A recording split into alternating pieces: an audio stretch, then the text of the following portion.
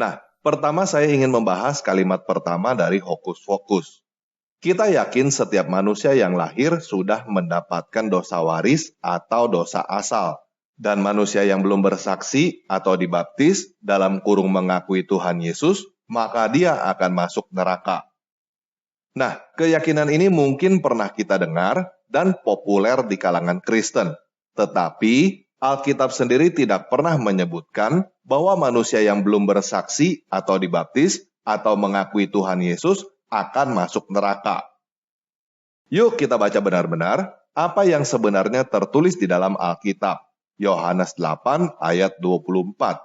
Karena itu tadi aku berkata kepadamu, bahwa kamu akan mati dalam dosamu. Sebab jikalau kamu tidak percaya bahwa akulah Dia, kamu akan mati dalam dosamu. Jadi, di situ bukan tertulis jika kamu tidak percaya, kamu akan masuk neraka. Tetapi, di situ tertulis jika kamu tidak percaya, kamu akan mati dalam dosamu. Yuk kita baca lagi Roma 6 ayat 23. Sebab upah dosa ialah maut. Jadi, di situ bukan tertulis upah dosa adalah neraka, tetapi upah dosa adalah kematian. Kata dosa waris atau dosa asal juga sebenarnya tidak ada di Alkitab. Tetapi yang dimaksud dengan dosa asal adalah dosa pertama yang dilakukan oleh Adam dan Hawa, yaitu melanggar perintah Tuhan dengan memakan buah terlarang di Taman Eden. Yuk kita baca pelan-pelan apa yang tertulis di dalam Kejadian 2 ayat 16-17. Lalu Yahweh Elohim memberikan perintah ini kepada manusia. Semua pohon dalam taman ini boleh kau makan buahnya dengan bebas. Tetapi pohon pengetahuan tentang yang baik dan yang jahat itu janganlah kau makan buahnya. Sebab pada hari engkau memakannya, pastilah engkau mati. Nah, saya sudah bahas tentang pada hari engkau memakannya pada video lain. Jadi, saya tidak akan membahas tentang hal itu di sini. Kalau teman-teman mau tahu penjelasan saya tentang pada hari engkau memakannya, silakan cari video yang khusus membahas hal itu di channel Tanpa Ragi ini. Pada video ini, saya ingin menegaskan bahwa di situ bukan tertulis pada hari engkau memakannya, pastilah engkau masuk neraka. Tetapi pastilah engkau mati. Jadi, jika kamu bertanya tentang dosa awal, lalu kamu sambungkan ke neraka, pada dasarnya pertanyaan kamu itu adalah pertanyaan yang keliru. Karena pertanyaan kamu itu keliru, kamu juga mendapatkan jawaban yang keliru. Kamu seharusnya menghubungkan dosa awal dengan kematian, bukan neraka. Dosa awal atau dosa waris adalah jawaban dari Alkitab tentang pertanyaan kenapa ada kematian. Kita semua mendapatkan warisan berupa kematian akibat dosa yang dilakukan oleh Adam dan Hawa. Selain itu, dosa awal adalah jawaban dari pertanyaan kenapa manusia adalah satu-satunya makhluk hidup yang pakai baju. Jelas ya? Nah, berikutnya saya ingin menjawab pertanyaan, bagaimana dengan bayi yang lahir langsung mati dan belum sempat bernafas? Apakah itu juga masuk ke dalam neraka? Pertanyaan ini adalah pertanyaan keliru lanjutan yang disebabkan karena kesalahan informasi yang sudah saya jelaskan tadi. Untuk lengkapnya, kamu bisa menonton video di channel Tanpa Ragi yang membahas tentang surga dan neraka. Tetapi, untuk singkatnya begini, surga neraka adalah konsep yang tidak bisa dibuktikan. Tetapi, hidup mati adalah realita yang tidak bisa dipungkiri. Semua orang bisa ngomong, surga itu begini, neraka itu begitu. Kalau begini masuk surga, kalau begitu masuk neraka. Contohnya, kalau kamu kasih saya duit, nanti kamu masuk surga.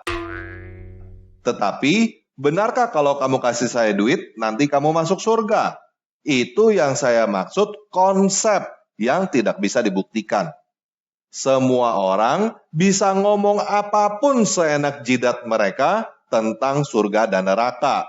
Tetapi mereka semua yang sudah mati, tidak ada yang kembali untuk membuktikan apakah yang mereka katakan itu benar atau bohong, kecuali Yesus.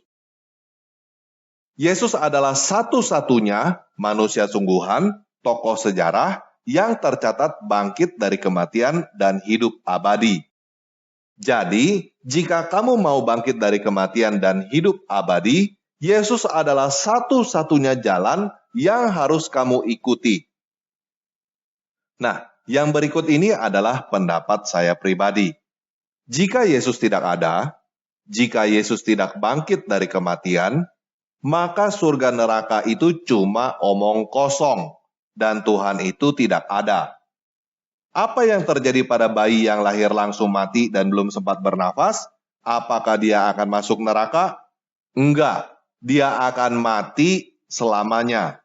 Itu adalah realita. Tetapi karena Yesus bangkit dari kematian, ada kemungkinan nanti bayi itu ikut dibangkitkan dan hidup abadi juga. Saya bilang kemungkinan karena saya bukan Yesus. Yesus yang menentukan siapa yang ingin dia berikan hidup abadi, bukan saya. Paham ya? Nah, pertanyaan berikutnya, di mana letak keadilan Tuhan? Di mana konsep dosa waris itu berkolerasi dengan keadilan? Saya cukup senang kamu berkata konsep, karena saya mau mengajak kamu melihat realita. Semua orang pasti mati adalah realita. Saya pasti akan mati. Kamu pasti akan mati. Orang baik pasti mati. Orang jahat pasti mati. Di mana letak keadilannya? Banyak orang yang merasa bahwa semua orang pasti mati itu tidak adil. Orang baik sebaik apapun ujungnya mati. Orang jahat sejahat apapun ujungnya juga mati. Menurut sebagian orang, itu tidak adil dan tidak bisa diterima. Oleh sebab itu, manusia mengembangkan konsep supaya bisa menerima realita yang ada. Tiap kepercayaan dan agama mengembangkan konsepnya sendiri, termasuk konsep surga neraka yang kamu katakan itu, untuk menerima kenyataan bahwa kita semua pasti mati.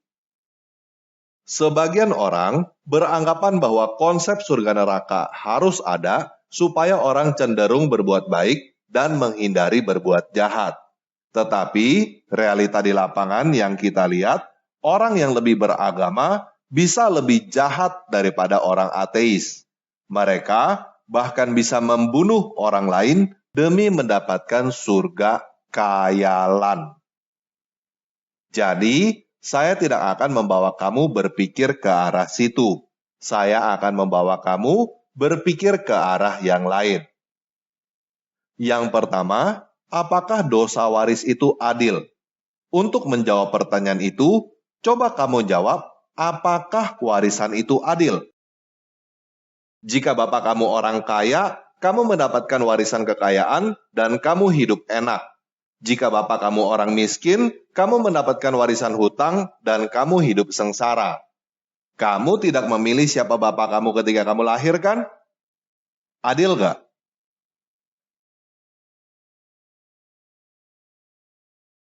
Kalau kamu orang yang mendapatkan warisan kekayaan, mungkin kamu akan berkata adil.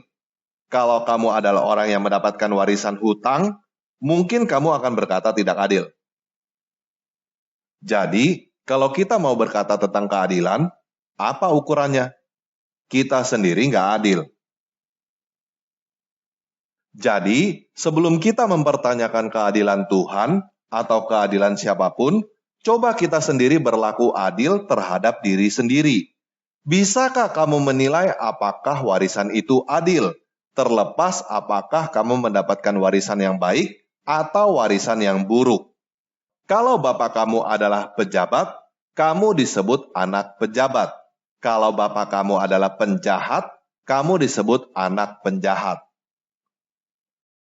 Terlepas menurut kamu adil atau tidak adil, itu adalah realita yang harus kamu terima. Paham ya? Itu sebabnya Yesus mengajarkan tentang dasar keadilan di dalam Matius 7 ayat 12, segala sesuatu yang kamu kehendaki supaya orang perbuat kepadamu, perbuatlah demikian juga kepada mereka. Itulah isi seluruh hukum Taurat dan kitab para nabi. Itu sebabnya Yesus mengajarkan kita berdoa di dalam Matius 6 ayat 12, dan ampunilah kami akan kesalahan kami, seperti kami juga mengampuni orang yang bersalah kepada kami. Coba renungkan dan pahami perkataan Yesus, supaya kamu bisa memahami keadilan Tuhan.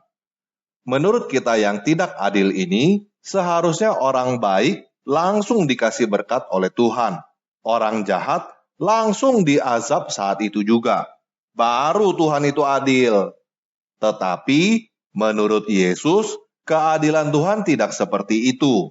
Dia berkata di dalam Matius 5 ayat 45, karena dengan demikianlah kamu menjadi anak-anak Bapamu yang di surga, yang menerbitkan matahari bagi orang yang jahat dan orang yang baik, dan menurunkan hujan bagi orang yang benar dan orang yang tidak benar.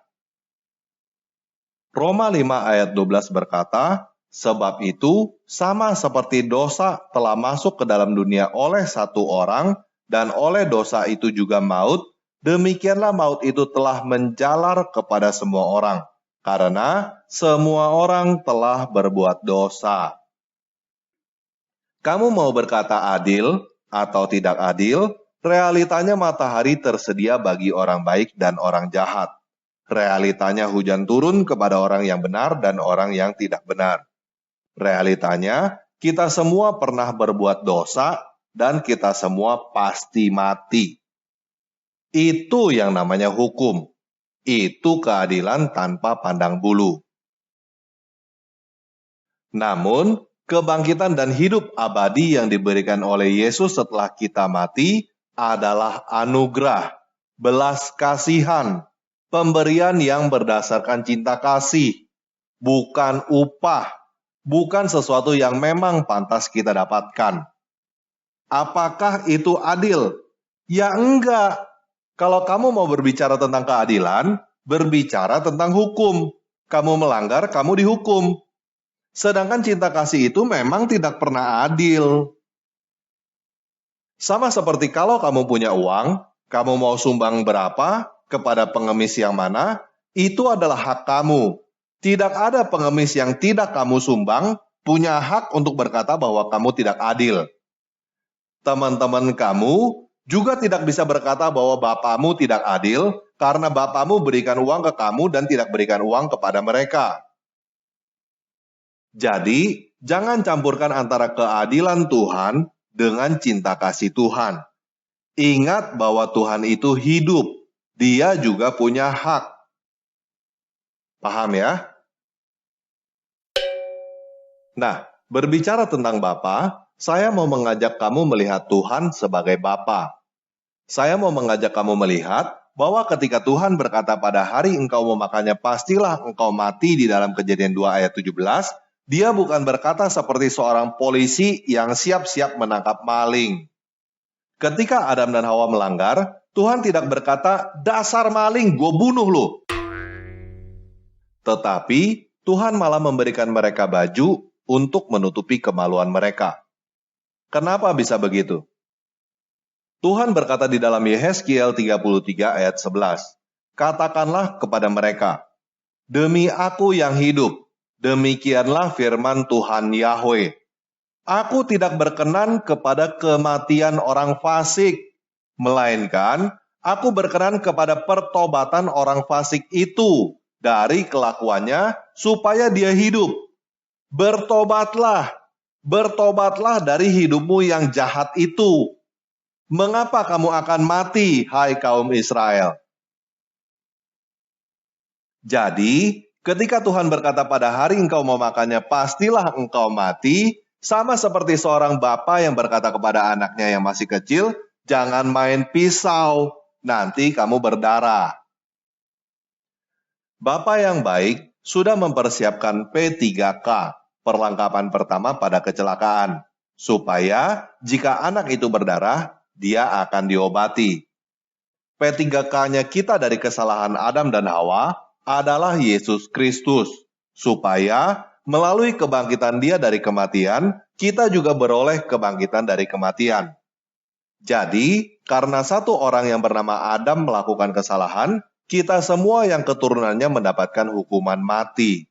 Tetapi, karena satu orang yang bernama Yesus melakukan kebenaran, kita semua yang percaya mendapatkan anugerah hidup abadi. Itulah yang dijelaskan di dalam Roma 5. Jelas ya? Nah, berikutnya hokus-pokus berkata, Adam turun ke dunia karena makan buah terlarang dan dihasut iblis. Ini adalah ajaran Islam, bukan ajaran Kristen. Menurut ajaran Islam, Adam diciptakan di surga. Karena dia makan buah terlarang, dia diturunkan gedebuk dari surga ke dunia. Tetapi, menurut Alkitab, Adam diciptakan di dunia. Karena dia makan buah terlarang, kita semua mati. Saya belum pernah bertemu ada orang Kristen yang sungguh-sungguh baca Alkitab berpikir bahwa Adam diciptakan di surga.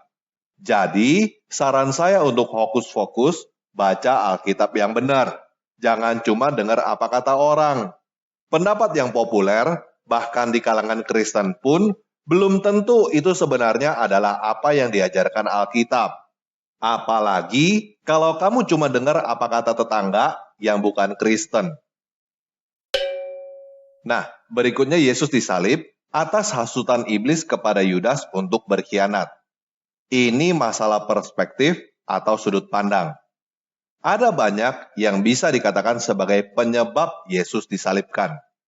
Jelas yang menyalibkan Yesus bukan Yudas, tetapi tentara Romawi. Jelas yang meminta Yesus disalibkan bukan Yudas, tetapi ahli Taurat. Salah satu penyebab ahli Taurat mau Yesus disalibkan oleh Romawi adalah karena Yesus berkata bahwa dia adalah anak Elohim. Hal lain yang bisa dikatakan sebagai penyebab adalah karena Yesus menyembuhkan orang pada hari Sabat. Jadi, jika kamu berkata bahwa Yesus disalibkan atas hasutan iblis kepada Yudas, kamu melihat dengan sudut pandang yang sangat sempit. Kamu berkata bahwa manusia berdosa karena hasutan iblis, juga menunjukkan bahwa kamu melihat dengan sudut pandang yang sangat sempit.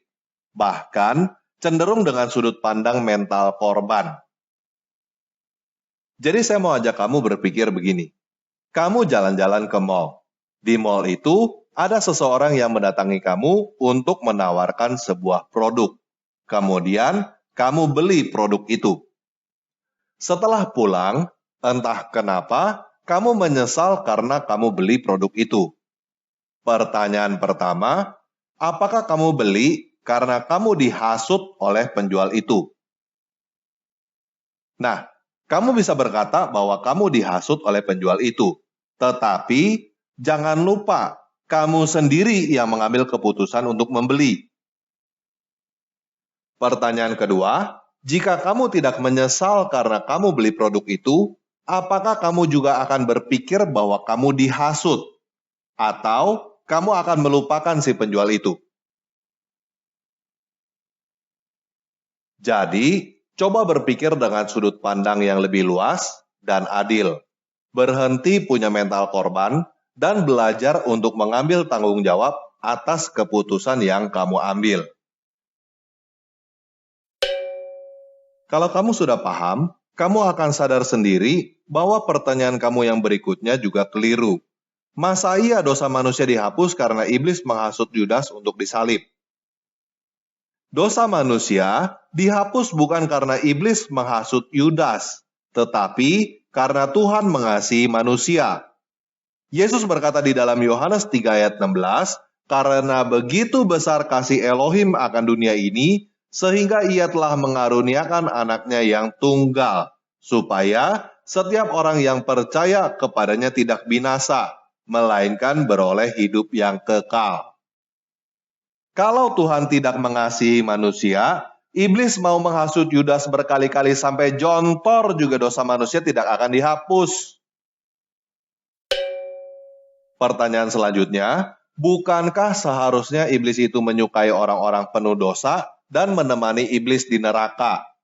Bukan. Yesus berkata di dalam Yohanes 8 ayat 44, iblislah yang menjadi bapamu dan kamu ingin melakukan keinginan-keinginan bapamu. Ia adalah pembunuh manusia sejak semula dan tidak hidup dalam kebenaran, sebab di dalam dia tidak ada kebenaran.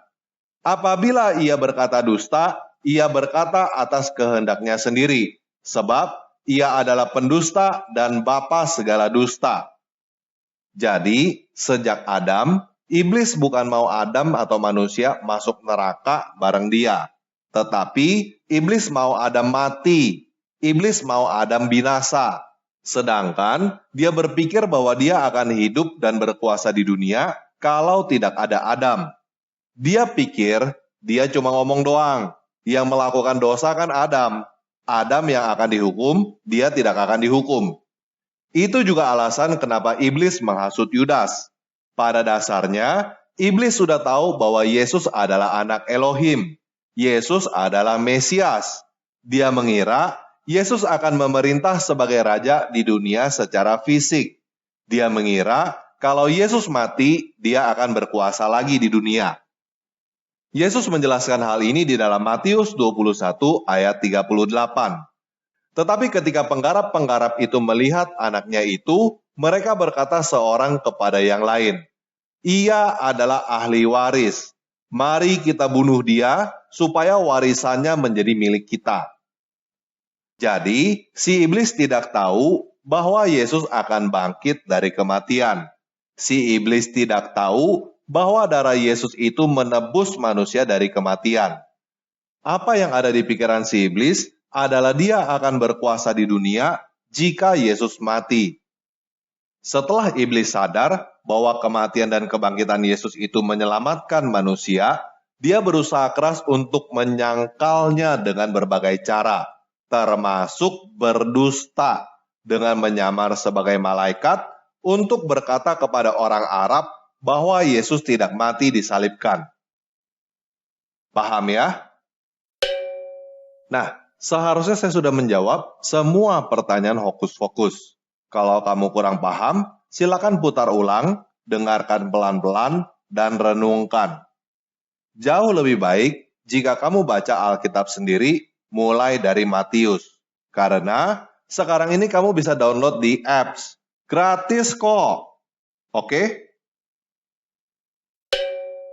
Nah, saya ingin menutup video ini dengan perkataan Musa di dalam Ulangan 30 ayat 19-20.